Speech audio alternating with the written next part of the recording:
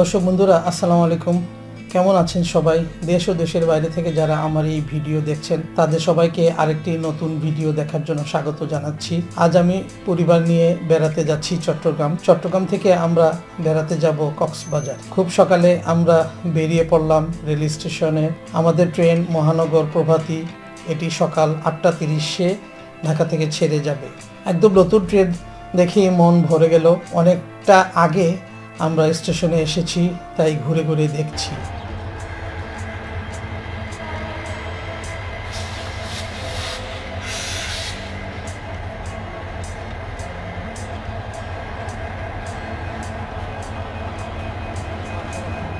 কিভাবে ইঞ্জিন লাগায় তা দেখলাম।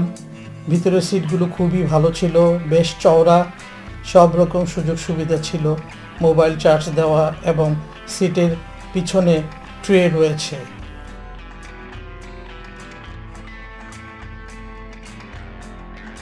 ট্রেনে কেবিন বগি ছিল দুটি, যদিও এই কেবিন পাইনি। টিকিট পেয়েছি এসি স্নিগ্ধা, ভাড়া পড়েছে 797 টাকা প্রতিটি সিট।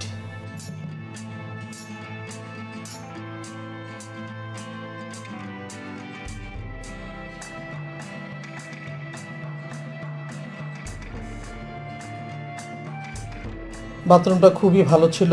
অবাক হয়েছি, একটি সবুজ বাতি রয়েছে যাতে চাপ দিলেই ফ্ল্যাশ হয়ে যায়।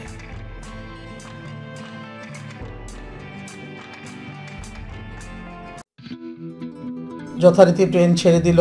পথ প্রান্তর পাড়ি দিয়ে ট্রেন ছুটে চলল আপন গন্তব্যে।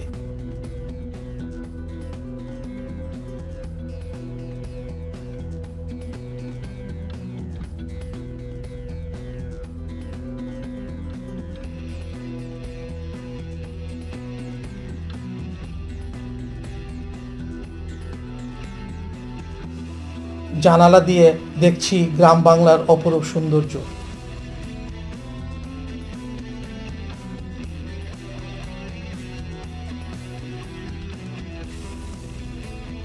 অবশেষে দেখতে দেখতে আমরা পৌঁছে গেলাম চট্টগ্রাম স্টেশনে। বেলা 2টায় আমরা পৌঁছে গেলাম। চট্টগ্রাম থেকে আমরা কক্সবাজারে যাব, অনেক ঘোরাঘুরি করব, সেই ভিডিও সামনে আসবে। আপনারা দেখতে থাকুন, পর্ব করে তৈরি করব।